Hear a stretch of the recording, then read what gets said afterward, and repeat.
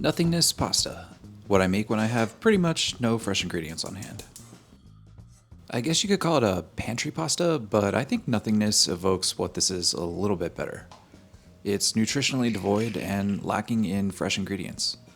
But that doesn't mean it's not valid. Nothingness pasta is still better and cheaper than takeout.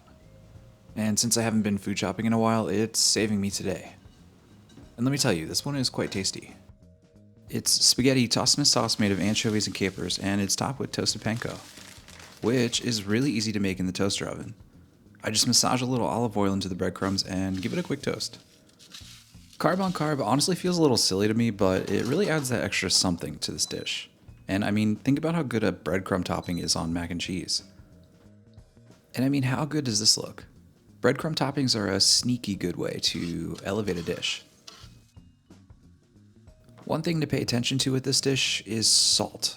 You got pasta cooked in salt water, anchovies, capers, all of these bring their own saltiness to the dish. So no need to add more salt to the sauce.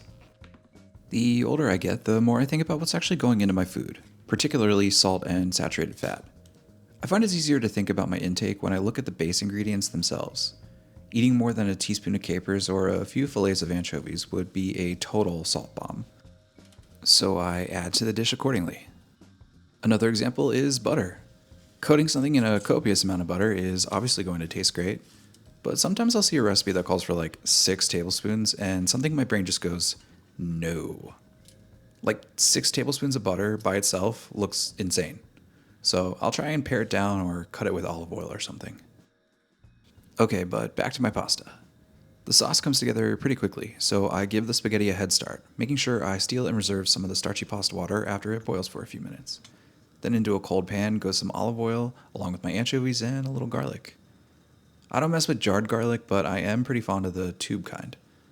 You do you, though. From there, I turn on the heat and give the anchovies a bunch of little chops with my spatula. I'm aiming for a sort of paste, which will fry in the oil for a few minutes. You could definitely use anchovy paste here, but I found the whole fillets taste a little better. After a minute or two, or once it's reached a golden color, I'll toss in those capers and give them a fry as well. Then in goes in a hefty pinch of red pepper flakes. I like it spicy. These two get a brief fry before I drop in some of that reserved pasta water, just to prevent everything from burning. Burnt red pepper flakes can really throw off a dish. I've found that out the hard way a few times. So yeah, then I'll just cook that liquid down until it thickens, and that is my sauce. Also, this is a great mental model to keep in your back pocket. Boil some pasta, reserve some starchy water, fry up some ingredients, add the water, and reduce. You can swap in a bunch of stuff, and I love playing around here. By the time the liquid reduces, the pasta is just about done, so I finish cooking in the pan and give it a good toss in the sauce. If it cooks a little too fast or the timing is off, it's no big deal. When it reaches a firmer al dente, just cut the heat and set it aside. The key here is to keep tasting the pasta for doneness. I'm sure people have differing opinions on this, but everyone likes their pasta a certain way, and I kind of just use the box instructions as guidance rather than law. And yeah, that's pretty much it. The pasta gets plated up and then topped with those breadcrumbs and a little dried parsley, just for color. And there you have it, a really great spaghetti with 0 fresh ingredients. And like I said, you can swap in a bunch of different things if anchovies and capers aren't your jam.